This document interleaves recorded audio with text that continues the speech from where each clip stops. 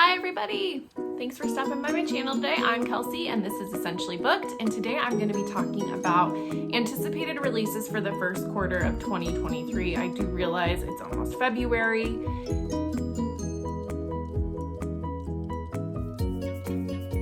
So I'm going to talk a little bit about January releases. There weren't that many that I was super excited about, but there are a few. And how I kind of structured this were books that I have requested on NetGalley and have or am pending, and then just some other ones that I'm generally excited about that are on my radar. I probably missed about 100 of them, but that's what you get when there's like 10,000 books published in a year. So I'm going to do these quarterly. There will be 4 of them throughout the year. 3. Just kidding. I'm doing these every 4 months. That'd be 3. Yeah. So I'll do this 3 times a year. So I've got my handy dandy laptop. It's on its last leg. It'll probably die soon, and then I'll get a new one, and I'm excited about it. So maybe in one of these quarterly wrap-ups, you'll see a new sticker set up. So in January, I just have 4. The very first one is The Reunion by Kayla Olson. That was out January 17th, and I will be talking about that in my January wrap-up, as I have already read it, and I really enjoyed it. It was also a Book of the Month book. Then this is everywhere, but How to Sell a Haunted House by Grady Hendrix. I don't really need to say a lot about it. If you follow like anyone on here, anyone on Bookstagram, it's very anticipated. That comes out the 17th as well, so it's already out into the universe. And then on Tuesday of this week, so the 24th, The Twyford Code by Janice Hallett came out, and I'm reading it as an ARC right now. So she wrote The Appeal, and it was a mystery written through a series of emails, and it was like a case file presented to some attorneys to validate what their partner at the law firm was thinking on the case. This book is also in kind of a fun mixed media format. This time it's about a man who is using like audio messages on a cell phone to share his experiences. I'm not very far in it, but it's giving me the same fun mixed media vibes. I'm really enjoying it.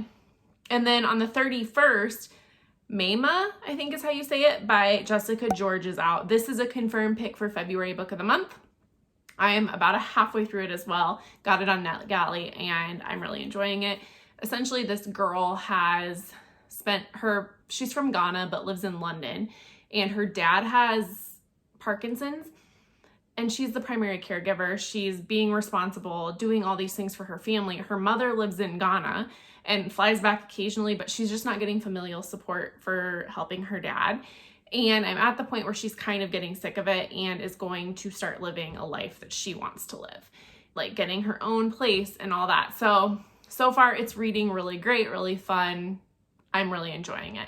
And that's out on the 31st. Okay, so now for February releases. The first one I am excited for is Venko by Sherry DeMoline, and she wrote Empire of Wild, which I had hoped to get to in January and I won't. But this is essentially about a Lucky St. James. She's a Matus millennial living with her cantankerous but loving grandmother Stella, barely hanging on when she discovers she will be evicted from their tiny apartment.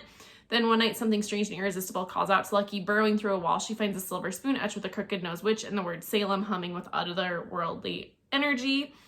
And then back over in Salem, there's another character who works for Venko, a front company fueled by vast resources of dark money. Lucky's familiar with the magic of her indigenous ancestors, but she has no idea that the spoon links her to Venko's network of witches through North America. So witch, indigenous author, and writing.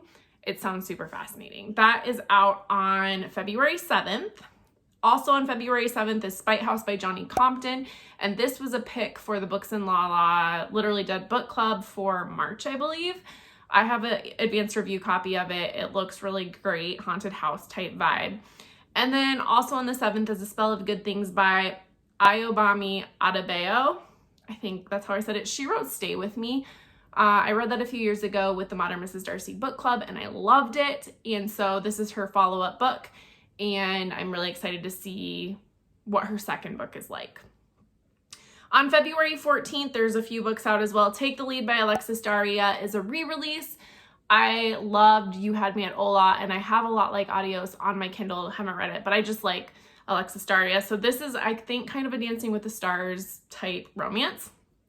Bookworm by Robin Yeatman. I have. This is about a girl who isn't in a super happy marriage and loves to read. She sees a guy at a bookstore or a coffee shop reading the exact same book she is, and then like starts imagining things about a relationship with this person. I'm a little hesitant because if this has a cheating storyline, I'm not going to be there for it. But it was sent to me by the publisher, which is Harper Perennial. So I don't know. I'll be interested to see.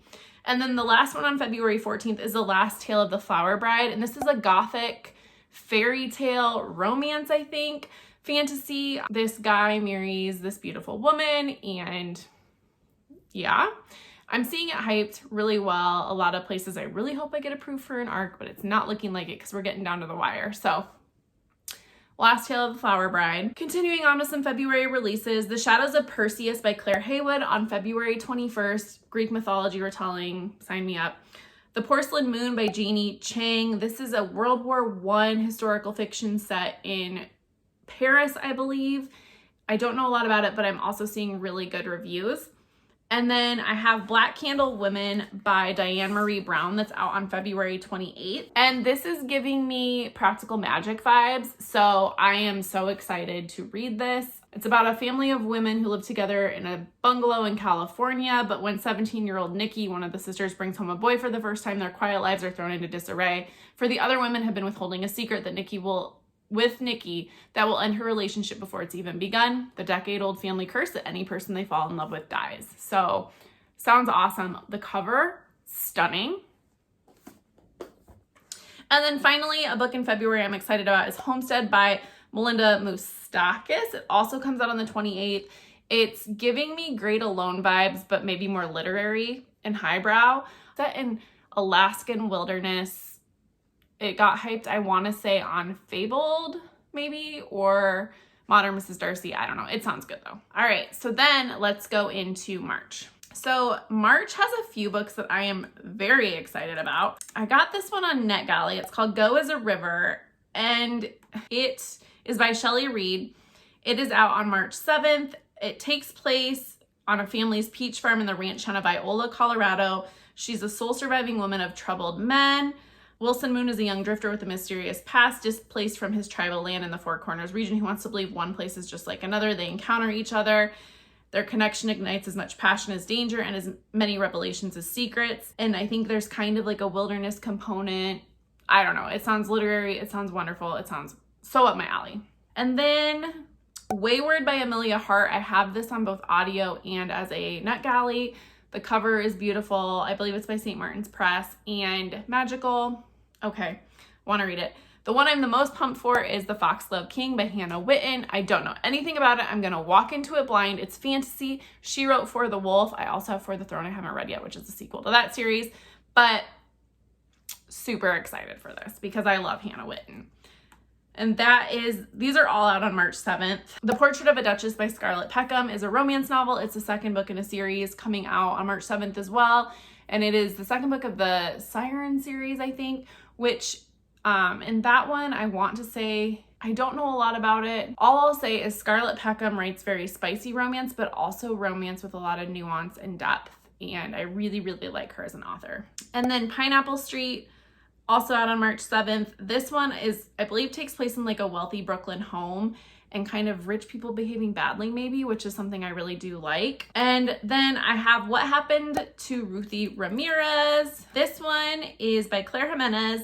It is a deeply powerful raw debut novel that's equal measure hilarious and haunting of a Puerto Rican family in Staten Island who discovers their long missing sister is potentially alive and casts on a reality TV show, and they set out to bring her home.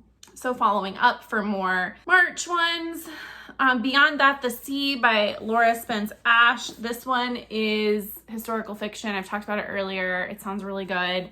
And then The London Seance Society is by Sarah Penner, who wrote The Midnight Apothecary. The Last Apothecary. I cannot say that word. Apothecary. You know what I mean. Here's the picture of the book. We're just going to go with that. Okay. Maybe April will go a little better than March, so we're moving on to April. On April 4th, Coronation Year by Jennifer Robson. She wrote The Gown, which I loved, historical fiction. I read that a few years ago. The Soulmate by Sally Hepworth. You probably know who Sally Hepworth is. I did not like the daughter-in-law or the mother-in-law, but I've heard really good things about other books by her, so I'm gonna give her a second try with this one. Hester Fox has The Last Heir to Blackwood Library. This sounds like a gothic romance with books in a library and all sorts of things. And then Rebecca Ross, who wrote the River Enchanted series or the Element series, which I have not read. It's on my TBR for this year, maybe. Has a new adult one coming out called Divine Rivals, and it is going to be a series. Very excited for that. On April 11th, The Trackers by Charles Fraser came out. He wrote Cold Mountain. This is dealing with like art and robber barons. It sounds super interesting. Very excited for that. And then Kate Morton is like a very beloved author of mine. I have 3 of her books I haven't read, and it's one of those where I'm like, save me in case of an emergency, but I think I might do a reading vlog on her sometime this year to read those 3 books off my shelf. But she has a new one called Homecoming coming out on April 13th. I'm again gonna walk into a blind because I trust her. I don't wanna know much about it. And then 3 more for this month. On April 18th, Brendan Slocum, who wrote The Violin Conspiracy, which I'll be talking about in my January wrap up, has Symphony of Secrets coming out. He is just the most precious author. I want him to do so well. So this is definitely an anticipated release for me. I have an arc of We Love to Entertain by Sarah Strohmeyer. I think it's a thriller with like an HGTV component. So got that. And then finally, The Last Word by Taylor Adams. She wrote No Exit. I have her sophomore book, but I don't remember what it's called and I haven't read it. Should read it. It's on my shelf, right? But The Last Word is like an influencer writes a bad review about somebody and then that person like stalks that. It's maybe giving me Misery vibes from Stephen King, but in Taylor Adams. So yeah. But all in all, the first quarter of the year, right? First quarter. Quarter's 3 months. I don't know. I can't figure this out today. Anyways, so the first 4 months of the year look wonderful for publishing. So I am very excited. I'm sure there's a ton of other books. When we get to summer, trust me, yes, there will be more, but sounds like a good start, huh?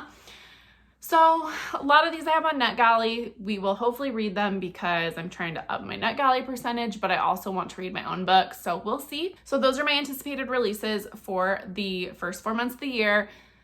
Please drop anything in the comments. If there's a book that I didn't mention that you're excited about, please let me know because I'm always willing to add something to my TBR. If you've already read any of these as arcs, let me know. But again, thanks for stopping by. I'm so glad you're here. And as always, if you wouldn't mind subscribing and liking this video, it helps me grow my channel and it means the world to me. And until the next video, bye everybody.